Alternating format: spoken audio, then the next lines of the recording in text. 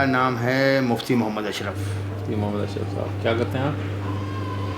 میں کچھ نہیں کرتا, بزرگوں کی جائیداد ہے, میں اس کا انتظام کرتا ہوں. اچھا, میرٹھ شہر میں ہی آپ میرٹھ کے رہنے مطلب میں آپ کا جی بالکل. کب سے آپ کو میرٹھ میں ہم رہ رہے ہیں 1034 سے.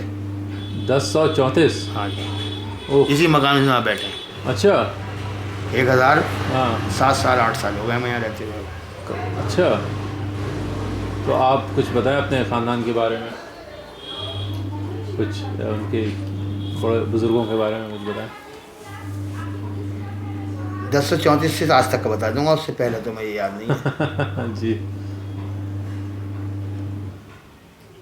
1030 میں جی. ہرات جگہ ہے, ایک ہرات افغانستان میں. افغانستان سے حضرت معین الدین سالار ساہو غازی ہندوستان آئے تھے, اور سب سے پہلے ان کا پڑاؤ تھا اجمیر شریف, اور ان کے ایک بھائی ان کے ساتھ تھے حضرت سید سراج الدین ٹاٹپوش. معین الدین سالار ساہو تو کچھ دن کے بعد تبلیغ اسلام کر کے ہندوستان سے واپس ہو گئے ہرات. یہ اور حضرت سراج الدین ٹاٹپوش اور ان کے صاحبزادے حضرت سید مسعود سالار غازی اور بالی میاں رہ گئے یہاں ہندوستان میں, اور یہ وہاں پہ لوگوں کو تبلیغ کرتے ہوئے, لوگوں کو سمجھاتے ہوئے مختلف حصوں میں ہندوستان میں گھومے. سراج الدین صاحب شہید ہو گئے, ان کا مزار گودری بازار میں جہاں بیٹھے ہیں آپ کے بالکل نزدیک. اور حضرت بالی میاں جو تھے ان کے بھتیجے ہوئے, وہ نوچندی کے میدان میں جا کے شہید ہو گئے, ان کا مزار وہاں پہ موجود ہے. اور خاندانی سلسلے سے میں ان کی اولادوں میں ہوں. اور آج بھی آپ سمجھ لیجیے ہندوستان میں جانا مانا میلہ نوچندی, کیونکہ ان کا حضرت بالی میاں صاحب کا عرس جو ہے نوچندی جمعرات کو ہوتا ہے. جی. اور نوچندی جمعرات کا مطلب ہم نے پتہ نہیں نوچندی میلہ مان لیا, بس وہ سے نوچندی میلہ کر دیا. وہ عرس حضرت بالی میاں ہے اور ہر سال لگتا ہے, اور آج بھی ہندوستان میں نیشنل انٹیگریشن کے لیے میلہ نوچندی جو ہے اپنی مثال خود رکھتا ہے. مطلب میرٹھ میں اتنے فساد ہوئے ہیں, کبھی نوچندی کے میدان میں فساد نہیں ہوا. اور میرٹھ میں فساد ہوا ہے تو نوچندی میں کوئی ایسا نہیں پڑا. ابھی تازی بات ہے, پچھلی نوچندی میں ہاپوڑ روڈ میں فساد ہوا, نوچندی کے اندر تو کوئی جھگڑا نہیں ہوا, کسی کی دکانیں جلی, نہ لوٹی, نہ ہندوؤں نے مارا, نہ مسلمانوں نے مارا. سب محفوظ. کیوں آپ تو گواہ ہیں اس بات کے, ورنہ بالکل دروازے تک ہوا وہاں پہ فساد, خوب دکانیں لوٹی ہوئی, آگزنی ہوئی, جو کچھ بھی ہو سکتا تھا. تو نوچندی جو ہے وہ ہندوستان کی گنی چنی جگہوں میں سے وہ میدان, اور خاص طور درگاہ, وہ جو ہے قومی یکجہتی کا, پیار کا, محبت کا مرکز ہے. جی. 1857 کے بارے میں کچھ آپ کو آپ کے 1857 کے بارے میں یہ ہے کہ ایک وہ تھے مفتی جعفر علی صاحب, مفتی اعظم میرٹھ. مفتی جعفر علی صاحب نے جامع مسجد میں نماز پڑھائی جمعے کی, اور نماز کے بعد میں کچھ لوگوں نے جا کے ان کے پاس, وہ جو انگریزوں کا معاملہ چل رہا تھا, وہ کارتوس وارتوس کا, یہ وہ اس معاملے میں ان سے فتویٰ مانگا کہ یہ کیسے ہو. انہوں نے جامع مسجد میں ایک تقریر کر دی, مفتی جعفر علی نے کسی جامع مسجد میں ایک تقریر کر دی کہ انگریزوں کا یہ کارتوس وارتوس کی بات تو بعد میں آئے گی, نوکری کرنا ہی حرام ہے, ان کی ملازمت مت کرو, ان کے تعلیمی اداروں میں تعلیم پانا حرام ہے. اس طرح کی انہوں نے ایک تقریر کر دی اچھی لمبی, اور جب وہ جامع سے باہر نکلے ہیں تو ان کا قتل ہو گیا تھا, اور فساد شروع ہو گیا تھا. یہ کب کی بات ہے؟ 1857 کی بات ہے, پہلے غدر کی بات کر رہا ہوں. اچھا. پہلا غدر وہیں پہ ہوا. اچھا. پھر وہ تقریر ہوئی تھی جامع مسجد میں, اس سے غدر ہوا تھا وہ وہاں پہ. اور اس کے بعد وہ مختلف جگہوں پہ ہوا, پھر پورے ہندوستان میں ہوا, پھر بڑھتا رہا. پھر وہ پوری جنگ جیتنے کے باوجود بھی ہم ہار گئے, انگریز پھر قائم رہ گیا. پھر دوبارہ 1947 میں ہم نکالنے میں کامیاب ہو گئے. جنگ تو پوری 100 سال چلی, وہ ہار گئے تھے ہم, جیتی ہوئی اس میں نقصان ہوا تھا بہت. تو آپ کے خاندان میں لوگ بھی اس میں انوالو تھے کسی طرح؟ آپ کو کچھ مفتی جعفر علی بھی اس خاندان سے متعلق تھے. اچھا. اپنے دادا کے بارے میں آپ کچھ بتائیے.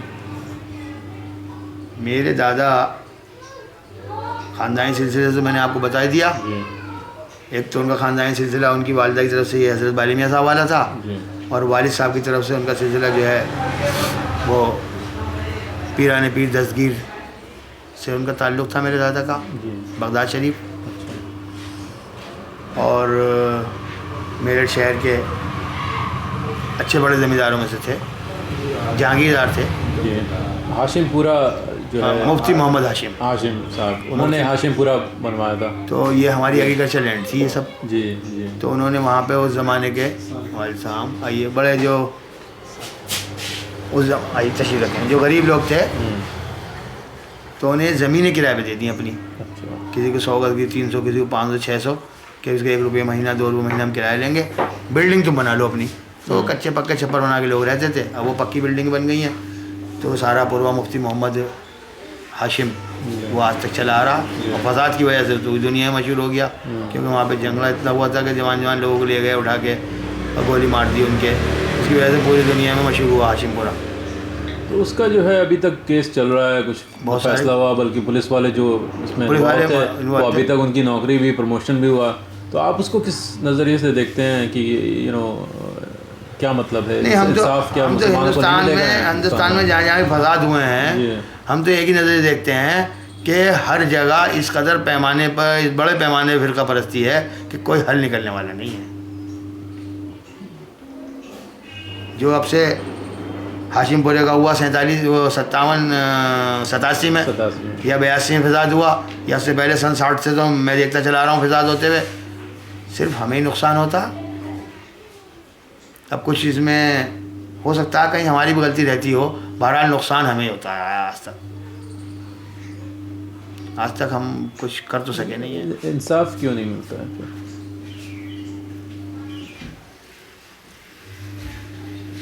جنہیں ظلم کرنا ہے انہیں انصاف بھی کرنا ہے, تو انصاف کیسے ملے گا؟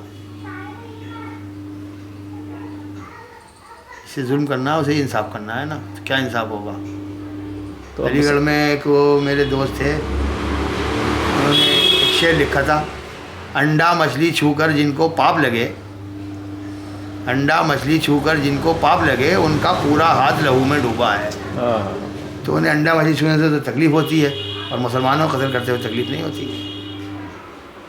مسلمان اس صورتحال میں کیا کر سکتے ہیں؟ کچھ ان کا کیا رد عمل ہونا چاہیے؟ میری رائے میں مسلمانوں کا رد عمل یہ ہونا چاہیے کہ جو حالات چل رہے ہیں وہ تو آسانی سے بدل نہیں سکتے, لیکن ہمیں ہر قیمت پہ اپنی اولادوں کو تعلیم دے کر اور ہائر ایجوکیشن دے کر ہم اپنے مسائل کا حل کر سکتے ہیں, ان کا برابر بھی کر سکتے ہیں, تعلقات بھی ہموار کر سکتے ہیں. رہنا تو ہمیں ہندوستان میں ہی ہے, اور یہ بات ایڈمٹ کرنے میں کوئی گریز نہیں ہونا چاہیے بھائی چلو تم ہمارے بڑے بھائی ہو, تمہارے چھوٹے بھائی ہیں, تو کمپرومائز سے رہے جانے میں کوئی پریشانی بھی نہیں ہے. اور رہیں گے ہم, ہمارے بزرگ یہاں دفن ہیں, ہماری مسجدیں یہاں کھڑی ہیں, ہمارے مزارات یہاں ہیں, ہمارا سب کچھ یہاں, ہم کہیں جا سکتے ہیں کہ یہاں سے؟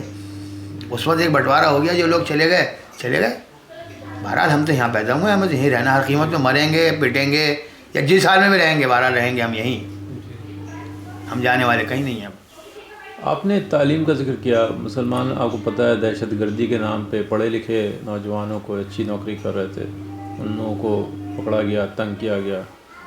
تو آپ تعلیم کس طرح سے پھر یہ حل ہوگا اس کا؟ اس سے نئی پرابلمز, کچھ ایک تو کنفیوژن میں بھی کچھ لوگ, کچھ ایسا غلط لوگ پکڑے گئے, کچھ لوگوں کی غلطی بھی رہی ہوگی. میں اس میں مطلب یہ کسی کو سپورٹ کرنے تیار نہیں ہوں, ہو سکتا ہے کچھ غلط بھی لوگوں نے کیا ہو, تو بارہ کوئی غلط کرے تو سزا بھی سے ملنی چاہیے. لیکن تعلیم پانے سے ہمارا ایک مسئلہ تو حل ہوگا کہ ہمارا وہ ذہن بدل جائے گا, اور ہم کہیں کوئی بزنس کریں گے یا ہم کوئی جو ہے کہیں ملازمت کریں گے, تو اس سے ہمارے معاشی حالات بدلیں گے, سوچنا سمجھنے لگا, ہماری اولاد کا مزاج بدلے گا. اور دوسری بات یہ, میں تو یہاں مانتا ہوں کہ پڑھا لکھا کوئی آدمی ہے, اگر بھیک بھی مانگے گا تو بہت سلیقے سے مانگے گا. قرآن کی اصلیت کو بھی سمجھنا ضروری ہے.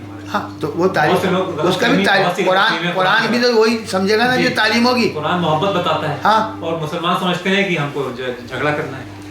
قرآن جو ہے وہ جب بھی سمجھیں گے ہم جو پڑھیں گے, اگر ہم پڑھے ہوئے نہیں ہیں تو قرآن بھی وہ تو تعلیم ہی ہے, وہ بھی تو پچھلے کچھ سالوں سے 40 سال سے مسلمانوں میں تعلیم کا رجحان بڑھا ہے. بہت بڑا ہے. ہاں بہت بڑا تو ہے. آپ کو کیا لگتا ہے کہ آپ جو اسے دیکھ رہے ہیں, آپ جس محلے میں رہ رہے ہیں, کیا بدلاؤ آ رہا ہے آپ کے رہنے سہنے میں, کے تعلقات میں؟ بالکل آ رہا ہے, لیکن جتنے تعلیم کا رجحان بڑھنا چاہیے تھا اتنا نہیں بڑھا. کچھ موقع کم مل رہے ہیں. اب مان لیجیے جو ہے وہ میرا لڑکا ہے, اب وہ پڑھ گیا, وہ گریجویشن کر لیا, تو ذرا نوکری ملنے میں تکلیف ہے, بہت ہائر نمبر کی ضرورت ہے اس کے لیے, تو اس کا فرق پڑ رہا ہے. لیکن بہت فرق پڑ گیا رہن سہن میں, تعلقات میں, آنے جانے میں. آج جو ہے مسلمانوں کی حالت پہلے سے بہت اچھی ہوئی ہے, اس کے باوجود کہ ہمارے ساتھ بہت زیادتی ہے. بہت بہت شکریہ ہم سے بات کرنے کا. نہیں شکریہ, کیا بات ہے, آپ آئے, زحمت کری آپ نے.